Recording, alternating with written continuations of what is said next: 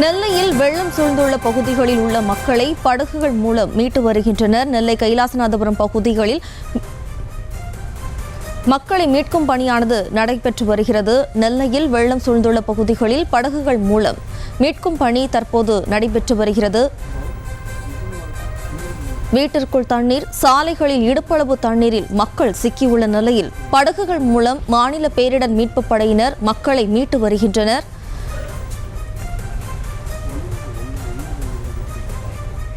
நெல்லையில் வெள்ளம் சூழ்ந்துள்ள பகுதிகளில் படகுகள் மூலம் மீட்கும் பணியானது தொடர்ந்து நடைபெற்று வருகிறது. நெல்லை கைலாசநாதபுரம் பகுதியில் சிக்கியுள்ள 500 பேர் மீட்கப்பட்டுள்ளனர். வீடுகளுக்குள் தண்ணீர், சாலைகளிலும் இடுப்பளவு தண்ணீரில் மக்கள் சிக்கியுள்ளனர்.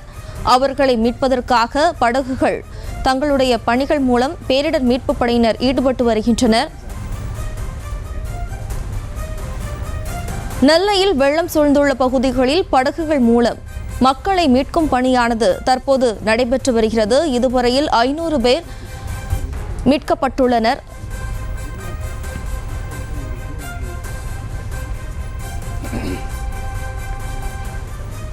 படகுகள் மூலம் மக்களை மீட்கும் பணியானது தற்போது பேரிடர் மீட்புப் படையினரால் மேற்கொள்ளப்பட்டு வருகிறது.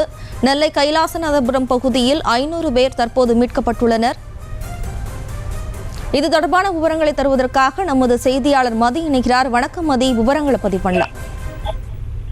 கனமழை காரணமாக நெல்லை நகரினுடைய மாநகரின் கிட்டத்தட்ட அனைத்து பகுதிகளுமே மழைநீரில் சூழ்ந்து இருக்கின்றன. இந்த நிலையில் அவ்வாறு மூழ்கியிருக்கக்கூடிய மக்களை படகுகள் மூலம் மீட்கக்கூடிய பணியில் பேரிடர் மீட்பு படையினர் ஈடுபட்டிருக்கிறார். அந்த வகையில் நெல்லை கைலாசநாதபுரம் பகுதியில் ஒரு 500 பேர் சிக்கியிருப்பதாக கிடைத்த தகவல்களின் அடிப்படையில் அங்கு சென்ற பேரிடர் மீட்பு படையினர் அவர்களை அனைவரையுமே படகுகள் மூலமாக அங்கிருந்து பத்திரமாக மீட்டு பாதுகாப்பான இடங்களுக்கு கொண்டு செல்லும் பணியில் ஈடுபட்டிருக்கிறார்கள். இவர்கள் அனைவருமே நேற்று முதல் இந்த மழை நீரில் சிக்கி அவர்கள் வீடுகளுக்குள்ளேயே முடங்கி சிக்கி தவித்து வந்ததாக கூறப்பட்ட நிலையில் தற்பொழுது அவர்களை மீட்கும் பணியானது தொடங்கி இருக்கிறது.